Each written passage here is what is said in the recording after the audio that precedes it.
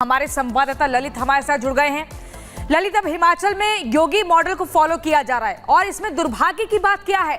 अगर दुकानों पर, रेस्टोरेंट में, ढाबों में उनकी नाम, उनकी पहचान लिखी होगी तो ये तो अच्छी बात है ना। लोग जागरूक रहेंगे, धोखे में नहीं रहेंगे। इसमें राजनीति करने की क्या जरूरत है?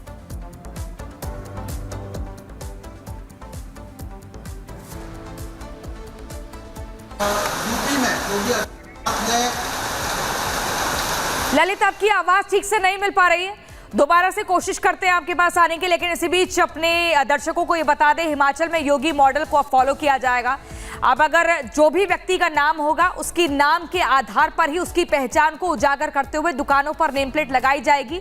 और ये योगी मॉडल है क्योंकि इसका जिक्र अभी बीते दिन ही उत्तर प्रदेश की सरकार कर रही थी। योगी आदित्यनाथ ने बैठक बुलाई थी, बैठक में तमाम दिशा निर्देश जारी करते हुए इन बातों का जिक्र किया और ठीक उसको बेहतर माना हिमाचल की सरकार ने, तो उसको अपना रहे हैं। योगी मॉडल अब हिमाचल में चलेगा, लेकिन इस पर राजनीति जो की जा रही है, दुर्भाग्य की बात कही जा रही है, ये शायद जनता की समझ से परे हो सकता है।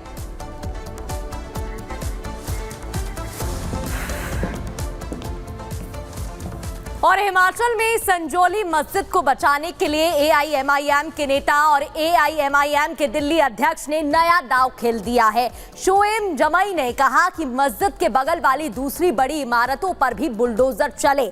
1 मिनट की रिपोर्ट दिखाते हैं। हिमाचल के संजौली में अवैध मस्जिद विवाद को लेकर जहां स्थानीय लोग उसे गिराने की मांग कर रहे हैं, तो वहीं अब इस मामले में ओवैसी की पार्टी एआईएमआईएम के दिल्ली अध्यक्ष शोएब जमई की एंट्री हो गई है, जो एआईएमआईएम के अध्यक्ष असदुद्दीन ओवैसी की ही जुबानी बोल रहे हैं। जहां ओवैसी कहते हैं कि अपनी मस्जिदों को बचाना है, अगर आप मस्जिदों को नहीं बचाएंगे तो मुसलमान खत्म हो जाएंगे। वहीं ऐसे बयानों को सुनने के बाद तो उनकी पार्टी के दिल्ली अध्यक्ष शोएब जमई अपनी मस्जिद को बचाने के लिए दूसरी बड़ी इमारतों पर बुलडोजर चलाने की बात करते हुए नजर आए। इस वीडियो को खुद शोएब ने शेयर किया। एआईएमआईएम दिल्ली के शोएब ने शिमला पहुंचकर संजौली मस्जिद का दौरा किया और उस समय ही उन्होंने आसपास की इमारतों पर एक्शन की बात कही। Bureau report, Republic Bharat. वक्फ प्रॉपर्टी जो है वो एक प्राइवेट प्रॉपर्टी है। बीजेपी इसको ऐसा बता रही है कि ये गवर्नमेंट प्रॉपर्टी है। वक्फ सुधार क्यों तकरार, ये बड़ा सवाल है। आपको बता दें, एआईएमआईएम अध्यक्ष असदुद्दीन ओवैसी ने तमाम लोगों को, एक तबके को वक्फ कानून के तहत लोगों को गुमराह करने का प्रयास किया है और सीधे तौर पर ये दलील दे रहे हैं कि सरकार वक्फ कानून के तहत मस्जिदों को छीनना चाहती है। आखिर लोगों को क्यों बरगला रहे हैं, क्यों गलत जानकारी दे रहे हैं, क्या है खबर, देखिए। देखेंगे, सबसे पहली बात तो ये एक झूठा प्रोपेगेंडा बीजेपी, आरएसएस ये कर रही है पूरे देश में कि वक्फ प्रॉपर्टी जो है वो एक प्राइवेट प्रॉपर्टी है। बीजेपी इसको ऐसा बता रही है कि ये गवर्नमेंट प्रॉपर्टी है, तो ये एक प्राइवेट प्रॉपर्टी है, नंबर 1। दूसरा, एक झूठा प्रोपेगेंडा बीजेपी, आरएसएस और उनके अलाइज की तरफ से किया जा रहा है कि वक्फ बोर्ड के पास देश में 9,40,000 एकड़ जमीन है। ये एक अफवाह फैलाई जा रही है कि 9,40,000 है, कितने 32 स्टेट वक्फ बोर्ड में।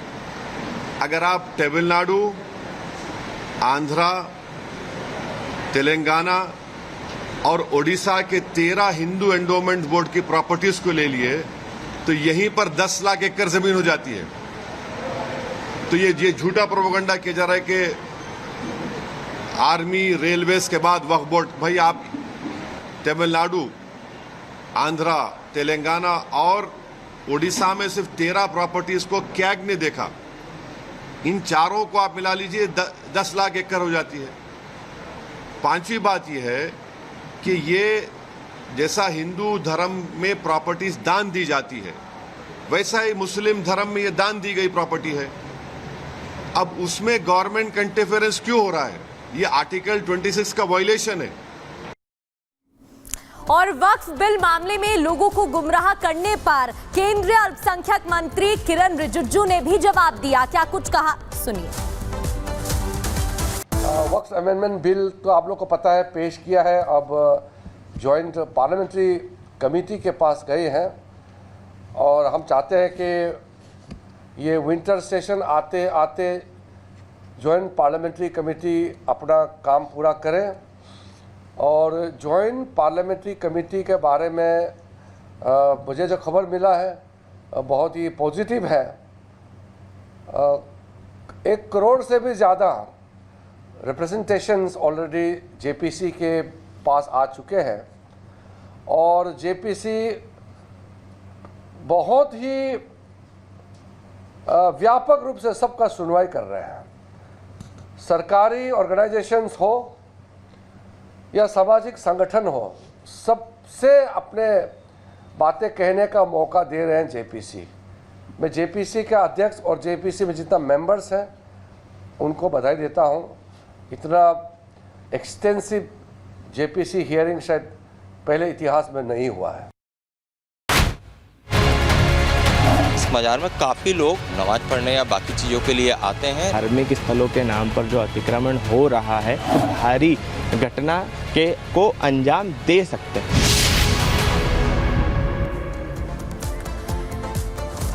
और चलिए अब अगली खबर आपको बताते हैं भोपाल से, जहां पर गांधी मेडिकल कॉलेज के जूनियर डॉक्टर्स का कहना है कि वो खुद को असुरक्षित महसूस कर रहे हैं, क्योंकि तमाम ऐसे लोग हैं जो उनके कैंपस में घुस आते हैं धार्मिक स्थलों के नाम पर और ऐसे में उनको परेशान करते हैं। दरअसल इनका कहना है कि गांधी मेडिकल कॉलेज के कैंपस में 12 से ज्यादा धार्मिक स्थल हैं। कोई भी धार्मिक आयोजनों के नाम पर कैंपस में आ जाता है, अक्सर लड़ाई झगड़े होते हैं।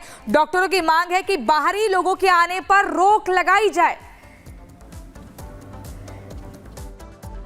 प्रकार से धार्मिक और आर्थिक अतिक्रमण गांधी मेडिकल कॉलेज परिसर और हमीदिया अस्पताल परिसर के साथ साथ टीबी अस्पताल परिसर में जो चल रहा है, उसके कारण लगातार बाहरी लोगों का आना जाना, बाहरी लोगों के आने से जो माहौल बदल रहा है, जहाँ पर जो भय और एक माहौल परिवर्तन, ये ऑरा को जो गड़बड़ करने की लोगों की साजिश चल रही है, उसके कारण हमारे डॉक्टर्स, हमारे विद्यार्थी, हमारे कर्मचारी सभी लोग परेशान हैं। क्योंकि जिस प्रकार से लोग भीड़ में आते हैं यहाँ पर अपनी जो उनकी गतिविधियाँ हैं, जिस प्रकार से अनैतिक गतिविधियाँ करते हैं, नशाखोरी, छेड़खानी, चोरी की वारदातें, मारपीट की वारदातें हो चुकी, उसके कारण एक डर और एक भय का माहौल हम सबके बीच में बनता जा रहा है।